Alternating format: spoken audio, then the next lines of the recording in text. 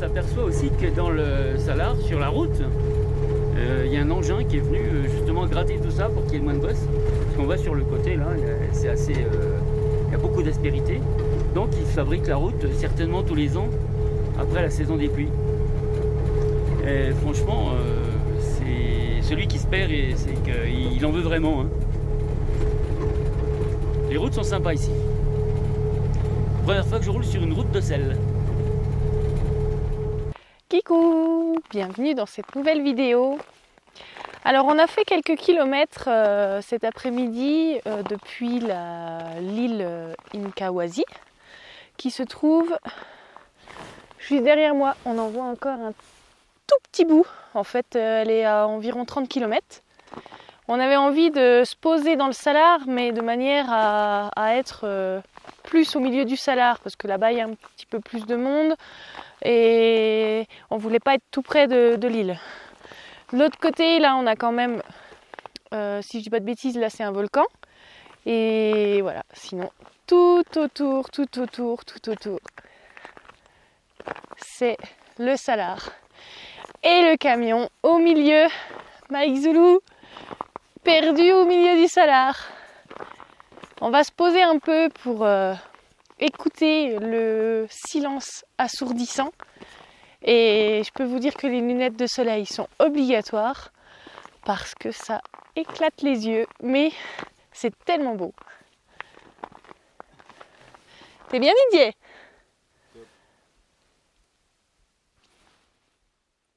Alors, on vous a parlé de l'île Inkawasi, mais on ne vous a pas encore parlé du Salard lui-même. Et après tout, on est quand même sur le Salard depuis quelques jours.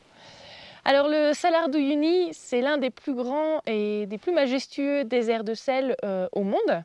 Et il est apparu suite à l'assèchement d'un lac préhistorique, donc le lac Toka, il y a 14 000 ans. Il s'étend sur environ 10 000 km² et on est à 3 670 mètres d'altitude. À savoir que vous avez une profondeur de ce lac salé entre 40 mètres et 120 mètres. Ce lac salé est composé donc de sel blanc éclatant, comme vous pouvez le constater. Il est parsemé d'îles un petit peu partout. Et sur ces îles, vous avez énormément de cactus. Alors c'est vraiment super agréable de se poser comme ça au milieu du Salard. Même le chat, il est de la partie.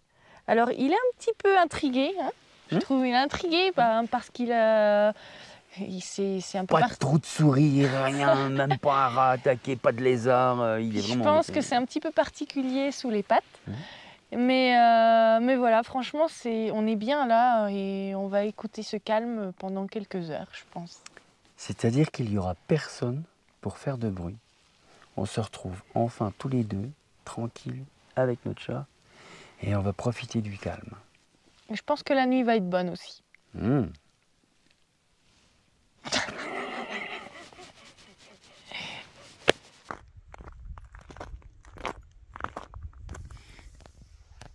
Et voilà ce que ça donne.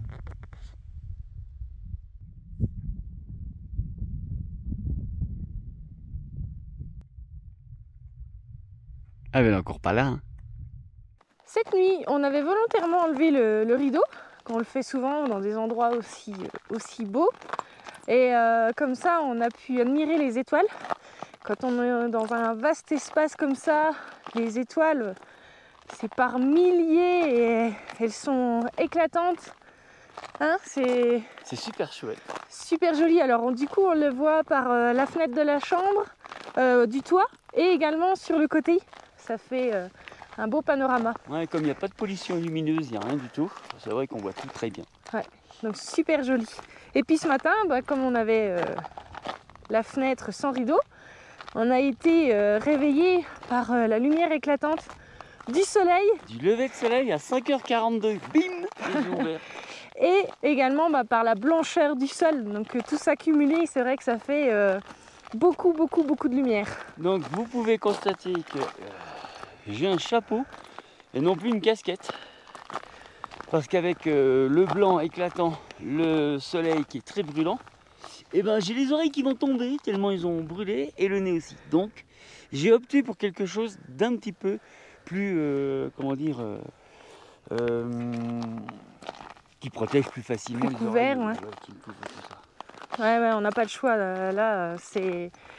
On prend cher avec le soleil, Ouais. mais c'est pas grave, c'est magnifique. Alors, le Salar, vous avez possibilité de le visiter à 2 périodes différentes pour finalement avoir des paysages totalement différents. Donc, il y a soit en saison sèche, où le Salar est très blanc, et on voit du sel très blanc à perte de vue. Donc, c'est comme là. Alors, on va faire un petit tour. On vous en a déjà fait un hier soir, mais je vous en refais un parce que c'est vraiment beau. On a le camion qui est juste derrière, vous allez le voir apparaître. Voilà. Et sinon, vous avez aussi la possibilité de le visiter en saison des pluies. Et là, dans ces cas-là, donc le Salar est immergé. Je crois que ça peut aller jusqu'à 30 cm d'eau. Et dans ces cas-là, le Salar se transforme en un immense miroir naturel. La saison des pluies qui arrive. Hein. Oui, alors on aurait bien aimé voir sur cette composition-là, mais après, le problème, c'est que c'est plus risqué en saison des pluies. Et parfois même, ils ferment le Salar parce que justement, il devient impraticable. Donc voilà, là on arrive tout juste à la limite avant la saison des pluies. Et au moins on est sûr de pouvoir le pratiquer et c'est ce qui va nous permettre de pouvoir le traverser. Alors ce Salar a aussi une particularité, c'est qu'il possède la moitié des réserves de lithium exploitables sur la planète. Alors forcément il attire l'attention parce qu'il est au cœur d'un business immense. Personnellement j'espère que nous autres humains on saura tout de même préserver cet environnement majestueux. Parce que ce serait dommage de le détruire pour le business. Et on sait que ça peut arriver. Voilà, donc moi je trouve que c'est un bel endroit, il faut le préserver. Vous remarquerez aussi qu'ici, il n'y a pas beaucoup d'animaux, forcément, il n'y a pas d'eau. Donc la faune est très rare. Hier on a vu un papillon, mais je pense qu'il s'est plutôt perdu. Il a dû s'éloigner de la partie volcan là-bas et du coup il s'est perdu dans le Salar. Je suis pas sûre qu'il ait réussi à rejoindre la terre. Sinon, a priori, il y a aussi des flamants roses, mais ça c'est plutôt en saison des pluies parce que du coup il y a de l'eau. Mais c'est à peu près tout. Sinon on a fait le tour, ce qui est normal dans cet endroit. Puis après, il y a quand même 2 moineaux en ce moment sur le Salar. Nous. Ouais. Un moineau rouge et bleu et un moineau bleu. Bon, on va finir par se dessécher, donc on va quand même bientôt quitter le Salar. Ouais. Ce qui est assez sympa aussi, c'est quand on marche sur le Salar, on a des bruits qui sont un peu particuliers, on a l'impression aussi d'être un peu sur un paysage lunaire. Ou la glace. Ou la glace. Et c'est assez sympa. On va essayer de vous faire écouter le bruit, le cliquetis que ça fait quand on marche. Et puis on va vous montrer un petit peu la composition du sol.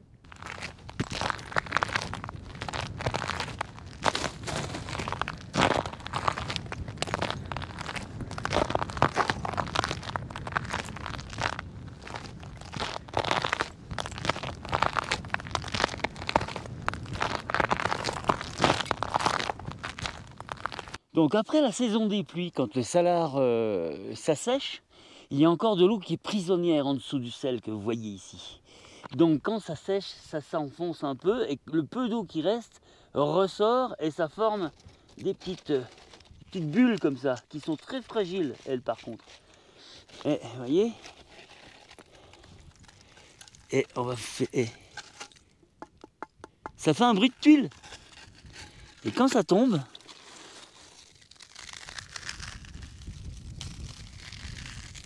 c'est assez rigolo. Je vais vous faire écouter. Là ici, regardez. Écoutez bien, je mets le micro à côté.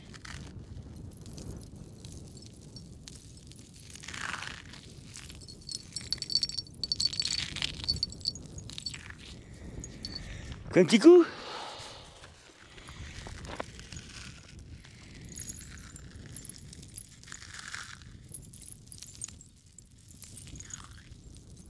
Donc vous voyez un petit peu ces formes qui ont l'air d'être découpé. C'est un petit peu comme de la terre qui a séché en plein été quand il n'y a pas eu du tout d'eau. Et vous voyez un petit peu sur les côtés l'eau qui s'est échappée avec le sel aussi. Ici c'est très très dur, hein. On roule avec le camion, il n'y a aucune trace. Et quand vous arrivez ici, comme je vous disais tout à l'heure, l'eau qui est encore enfermée vient là et hop, vous voyez là c'est très très mou. Et le blanc éclatant du sel en dessous. Donc des formes comme ça sur tout le salar. Et des petites poches aussi comme ça. J'ai vu en roulant hier une petite poche qui faisait quelques dizaines de mètres carrés avec une excroissance comme ça. Et l'eau avait dû jaillir au fur et à mesure. C'est dommage, j'aurais dû m'arrêter pour vous montrer. Mais c'était vraiment super chouette. Et cette structure est comme un nid d'abeilles. Moi j'adore. Et c'est pas des abeilles. Hein. Ah, c'est pas des abeilles, Marilyn. La nature est vraiment formidable.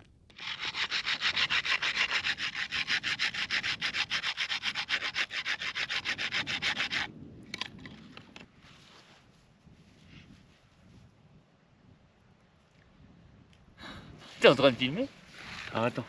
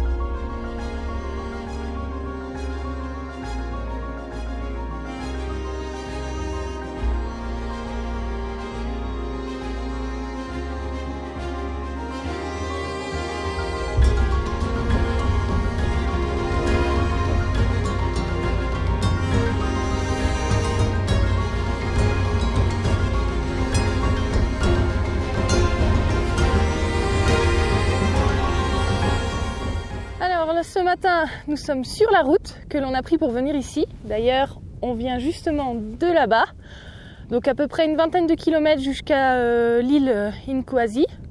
Et puis jusqu'à Uyuni, environ 80 km. Environ donc, 80 km de plus. Oui. Donc on a déjà fait 100 km de Salar. Voilà. Et si on se tourne sur l'autre côté, hop.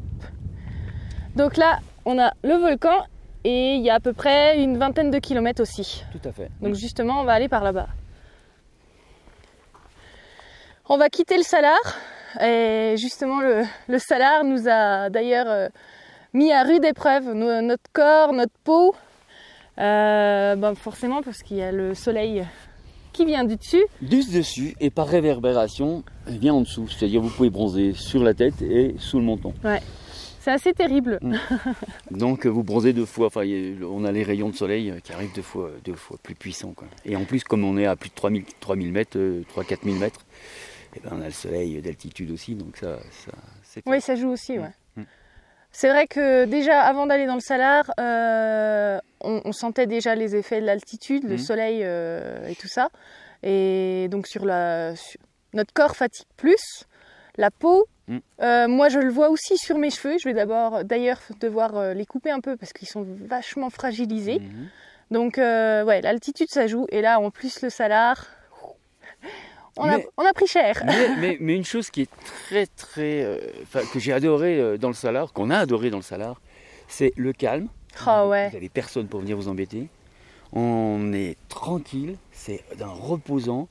Il n'y aurait pas eu cette histoire de réverbération et tout. On serait bien resté une semaine tellement c'est calme. Oui, volontiers. C'est vraiment hyper agréable. Après, si un jour donc vous devez venir au Salar, prévoyez bien un chapeau et faites pas la même erreur que nous, mettez-le... Un chapeau du dessous aussi. Et le chapeau sur la tête, mettez-le dès le début. Ouais. Nous, on a fait l'erreur de le mettre finalement le deuxième jour, mais on avait déjà pris un peu.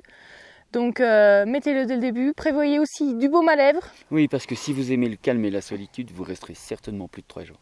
Donc n'hésitez pas, prenez chapeau, baume à lèvres, écran total, etc. Ouais. Et vous allez voir, vous allez profiter de cette nature qui est vraiment sensationnelle. Et de ce calme. C'est important de prévoir tout ça pour le vivre mieux, on va dire. Si vous restez... bien vécu quand même. Bah, oui, ça c'est sûr. Aussi.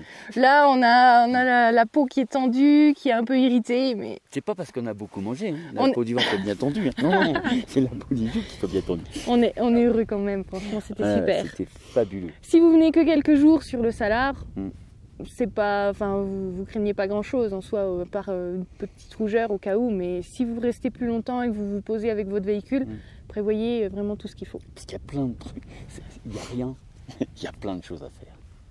Ouais, on s'est bien amusé. Hier aussi, on a passé la journée dehors. Donc on a cramé. C'était excellent quand même.